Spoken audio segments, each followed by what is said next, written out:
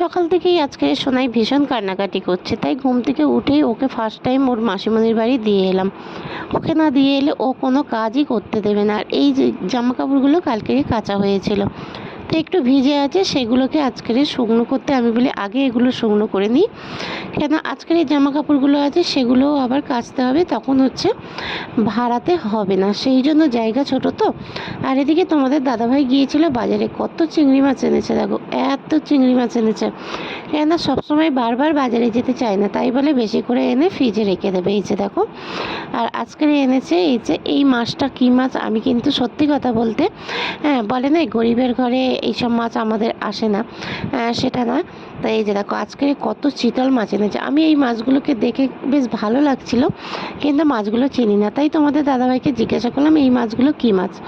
তোমাদের দাদাভাই বলে এগুলো চিতল মাছ। তাই এই যে দেখো চিতল মাছ এনেছে, এনেছে কতটাই এনেছে, বেশ ভালো লাগছিল যখন এনেছে, কিন্তু তারপরে কিন্তু অনেকটাই আমি রেগে গিয়েছিলাম কাটার সময়, কেন এর আঁশগুলো অনেক ছোট ছোট, জানো তো, ভীষণ ছোট ছোট, আঁশগুলো ছাড়াতে অনেকটাই কষ্ট।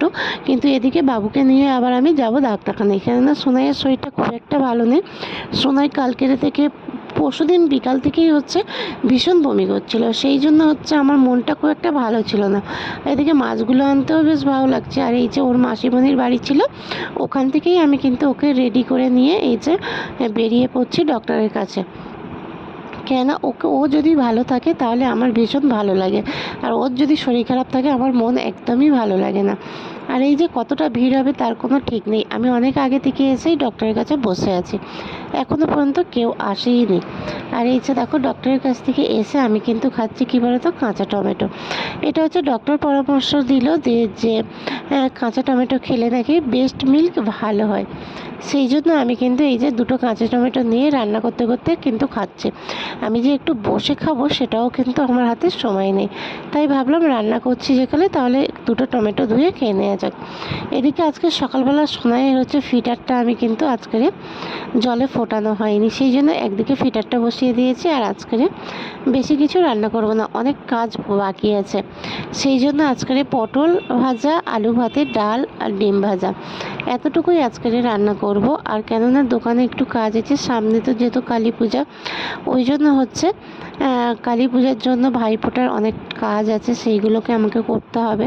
আর এখন তো আমি আগের মতো সবসময় বসে কাজ করতে পারি না, কেননা সোনাইকে ঠেকাতে হয়, এদিকে সংসারের কাজ, আবার এদিকে দোকান, অনেকটাই একার ওপর ভীষণ প্রেশার, তাই আমি ঠিকঠাক মতো তোমাদেরকে ভিডিও পোস্ট করতে পারি না কাজের জন্য, এতটাই কাজ। আমি তো এই যে ভিডিও করলে একাকেই নিজেকে হচ্ছে ক্যামেরা ধরতে হয়, এডিটিং করতে হয়, সমস্ত কিছু একার ওপরে পড়ে যায়, সেই জন্য অনেক সময় পেরে উঠি না, জানো তো। আর এই যে দেখো রান্না করার পরে আমি কিন্তু চলে এসেছি দোকানে, এই ব্লাউজটা কমপ্লিট করব, তারপরেই কিন্তু আমি যাব, আমি কিন্তু উঠবো। আর এখন হচ্ছে সোনাই হচ্ছে ঘুমাচ্ছে, সেই জন্য ভাবলাম এই সুযোগে আমি কিন্তু বসে নিই। এখন কিন্তু দুপুর হয়ে গিয়েছে। এদিকে হচ্ছে আমি তোমাদেরকে দেখাই, এই যে দেখো আমার দোকানের সামনটা তোমাদের সাথে একটু শেয়ার করি।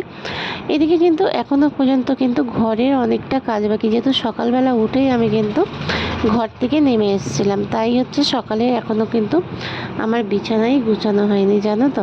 আমি এই ব্লাউজটা কমপ্লিট করার পরে তারপরে কিন্তু আমি বিছানা গুছাতে যাব ঘরের, কেননা বাসি বিছানা ওইভাবে কিন্তু ফেলে রাখতে নেই, সেই জন্য হচ্ছে আমি ভাবলাম যে আগে কাজটা করি, লোক আগে কাস্টমার ঠেকাতে হবে, তারপরে কিন্তু বাড়ির কাজ, এটাই আমি কিন্তু মানি। কাস্টমার রাখতে গেলে তাহলে কিন্তু কাস্টমারের কাজগুলো ঠিক টাইম মতো আমাকে দিতে হবে।